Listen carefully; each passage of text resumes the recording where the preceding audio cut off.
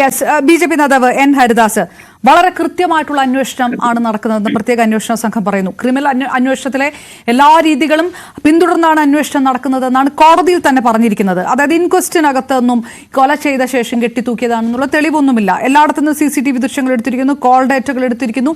ഇതല്ലാതെ ഈ വിവരങ്ങൾ എല്ലാം ഉണ്ട്. ഇതെല്ലാം ഉണ്ടായിട്ടും കോടതിയെ തെറ്റിദ്ധരിപ്പിക്കാനുള്ള ഒരു ശ്രമം നടത്തുക, മറ്റെന്തൊക്കെയോ ഇതിന്റെ പിറകിലുണ്ട് എന്ന് ഒരു സർക്കാരിനെ സംബന്ധിച്ചിടത്തോളം സർക്കാർ നടപടിയെടുക്കുന്നു, അന്വേഷണത്തിനൊപ്പം നിൽക്കുന്നു.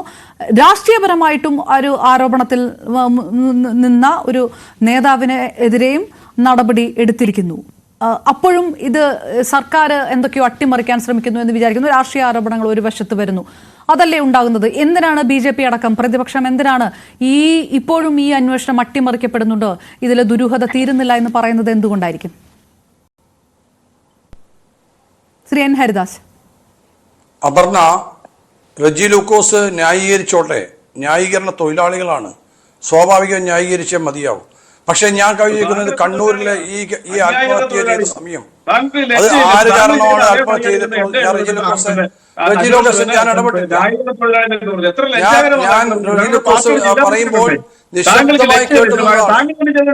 ഞാൻ നിശബ്ദമായി കേട്ടുള്ളതാണ്. താങ്കൾക്കുള്ള അവസരത്തിൽ താങ്കൾ പറയൂ. താങ്കൾക്കുള്ള അവസരത്തിൽ താങ്കൾ പറയൂ സർ. നിങ്ങളെ പറയുന്നതൊക്കെ നിശബ്ദമായി കേട്ടല്ലോ. CBI അങ്ങനെയൊക്കെ പറയും. ഞാൻ മിണ്ടില്ലല്ലോ. മറുപടി താങ്കൾക്ക് കൊടുക്കാം.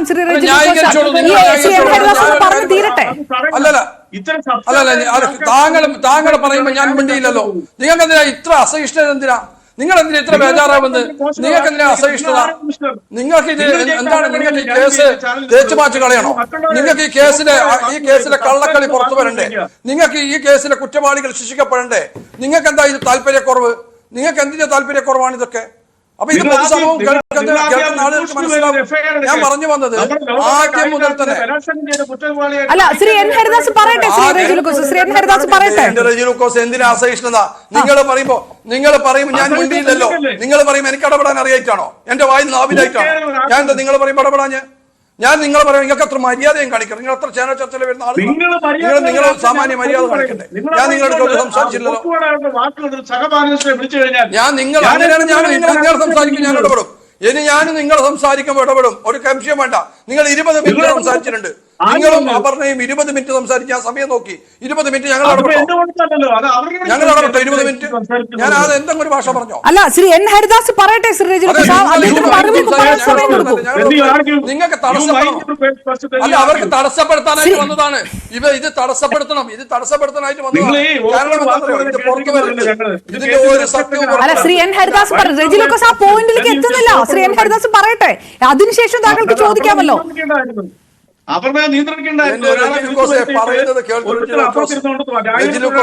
നിങ്ങൾക്ക് താല്പര്യം ഞങ്ങൾക്കറിയാം, പൊതുസമൂഹത്തിനറിയാം.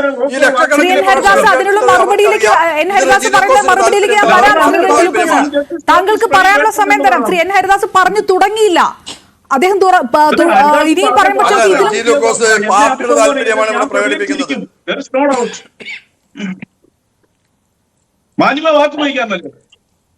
ഞാൻ പറയുന്നത് പാർട്ടിയുടെ താല്പര്യമായിരിക്കാം. ഇത് മറ്റുള്ളവരെ തടസ്സപ്പെടുത്തൽ പാർട്ടിയുടെ താല്പര്യമാണ്. കാരണം മറ്റുള്ളവരെ സംസാരിക്കാൻ വിടരുത്. അത് പാർട്ടിയുടെ താല്പര്യം. അതാണ് റെജി ലൂക്കോസ് ഇവിടെ ചെയ്യുന്നത്. ഒരു സംശയം വേണ്ട. നിങ്ങൾ തുടർന്നോളൂ, ഞങ്ങൾക്ക് പ്രശ്നമൊന്നുമില്ല. നിങ്ങൾ പൊതുസമൂഹം ഇതൊക്കെ വീക്ഷിക്കുന്നുണ്ട്. നിങ്ങൾക്ക് പലതും മറച്ചു വെക്കാനുണ്ട്. ആ മറച്ചു വെക്കാനുള്ളത് കൊണ്ടാണ് നിങ്ങൾ ഇവിടെ വെപ്രാളം കാണിക്കുന്നത്. ഈ വെപ്രാളം അതിന്റെ ഭാഗമായിട്ടാണ്.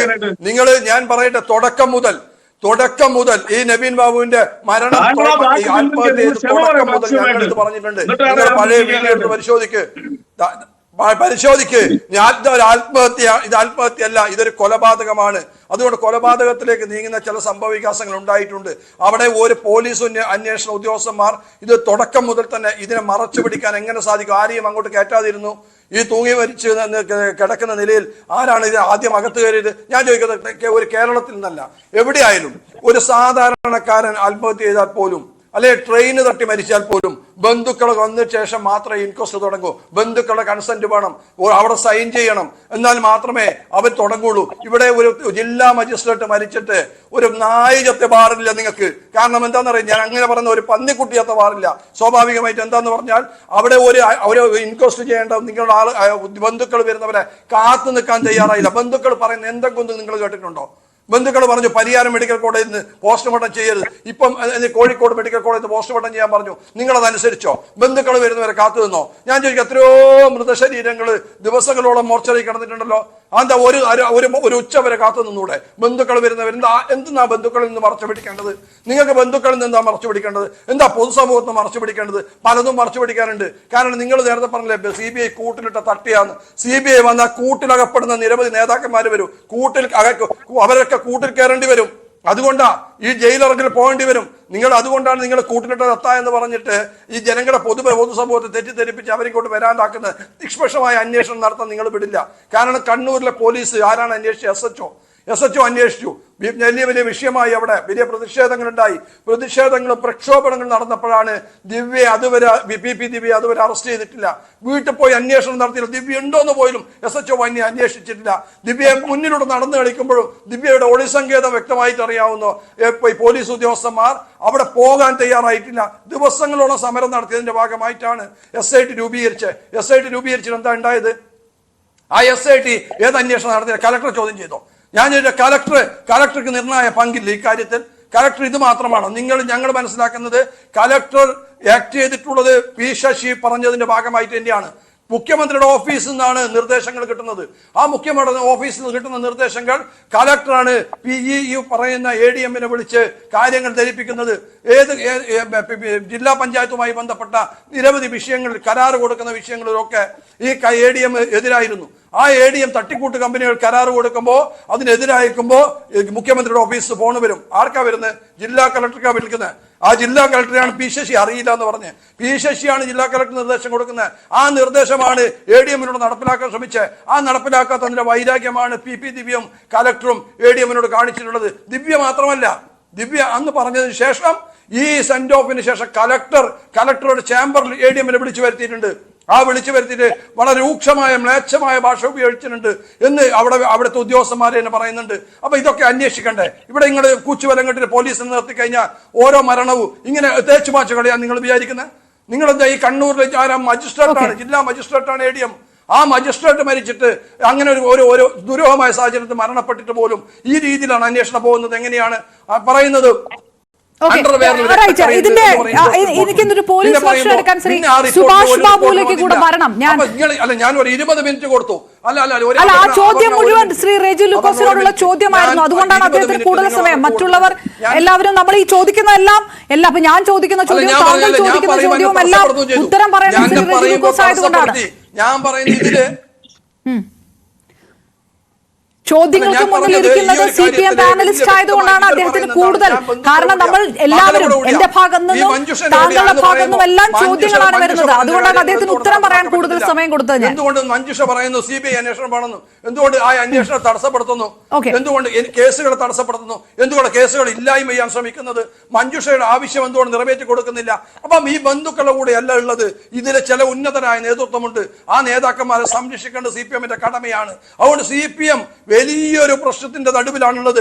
CPM ആണ് ഈ കൊലപാതകത്തിന് ഉത്തരവാദി. കൊലപാതകമാണ്. കാരണം ഇദ്ദേഹത്തിന് അന്ന് അവിടെ ഇപ്പൊ പറഞ്ഞല്ലോ, അവിടെ ഇറക്കി കൊടുത്തു. മുനീശ്വരൻ കോവിലിന്റെ അടുക്ക ഇറക്കി കൊടുത്തു. അദ്ദേഹത്തിന് ഫോളോ ചെയ്ത ഒരു വണ്ടി ഉണ്ടല്ലോ, ആ ഒരു 2 വീലർ ഉണ്ടല്ലോ, ആ 2 വീലറെ പറ്റി അന്വേഷണം എന്തുകൊണ്ട് നടത്തുന്നില്ല? അപ്പൊ ഇതിലെ എന്തെല്ലോ ദുരൂഹതകളുണ്ട്.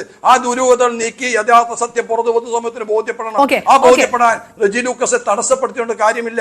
അന്വേഷണം ഹൈക്കോടതി പ്രഖ്യാപിക്കുമെന്ന് തന്നെയാണ് ഞങ്ങളുടെ വിശ്വാസം. ഓക്കെ, ശ്രീ റെജി ലൂക്കോസ്, ഒറ്റ ചോദ്യമാണ്. ദയവായി ശ്രീ സുഭാഷ് ബാബുവിനോട് ക്ഷമിക്കണം. ഞാൻ ശ്രീ റെജി ലൂക്കോസ്, ദിവ്യയെ മാത്രം ബലിയാടാക്കിക്കൊണ്ട് പാർട്ടിയിലെ മറ്റു പലരും രക്ഷപ്പെട്ടോ? ആ ഒരു ആരോപണമല്ലേ ഉന്നയിച്ചിരിക്കുന്നത് BJP-യുടെ ഭാഗത്ത് നിന്ന്? അല്ല, BJP-യുടെ വാക്കുകൾ തന്നെ നിങ്ങൾ ആലോചിക്കുക. എന്തെങ്കിലും അർത്ഥവത്തായ വാക്കുകൾ പറയും. അവര് ലോകത്തിന്റെ മുമ്പിൽ രാജ്യത്തിന്റെ അഭിമാനം ഉയർത്തി താരങ്ങളെ ജയരാജൻ നെഞ്ചുവേദന CBI വന്നപ്പോഴാ കണ്ണൂരിലെ കൊലപാതകം തേച്ച് മാറ്റി കളിച്ച നിങ്ങളെ പോലീസിനെ കൊണ്ടാണ്. അപ്പൊ നിങ്ങളെ പോലീസിനെ കൊണ്ടാണ്. അപ്പൊ ആ പോലീസ് നിങ്ങൾ ആ പോലീസിനെ CBI വരും. നെഞ്ചുവേദന വരും. ഫസ്റ്റ് കേസിൽ CBI വന്നല്ലേ?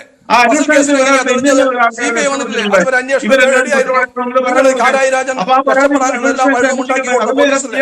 ആ പോലീസ് കാരായി രാജൻ പ്രതിയായിട്ടുള്ളത്, വിജയരാജൻ പ്രതിയായിട്ടുള്ളത്. അപ്പൊ ഇതൊക്കെ പറയുമ്പോ ഇത് BJP ഇതൊക്കെ എല്ലാവർക്കും അറിയാം. സബ്സ്റ്റാൻഡേർഡ് വാക്കുകൾ ഉപയോഗിക്കുക. അതേ തൊഴിൽ ചെയ്യുന്നവരാണ് ഇതേപോലെ ചാനൽ ചെയ്യുന്നുണ്ട്. അങ്ങനെയുള്ളവർക്കൊന്നും ഒരു മറുപടി പോലും ഇറങ്ങിക്കുന്നില്ല. I just avoid his words. Okay, right. Police version വീഴ്ച പറ്റിയിട്ടുണ്ടോ എന്നുള്ള വിവരം കൂടി ഉണ്ട്. ഞാൻ റിട്ടയർഡ് SP ശ്രീ സുഭാഷ് ബാബുലേക്ക് വരാം വളരെ പെട്ടെന്ന് ഒരു ചെറിയ ഇടവേളയ്ക്ക് ശേഷം.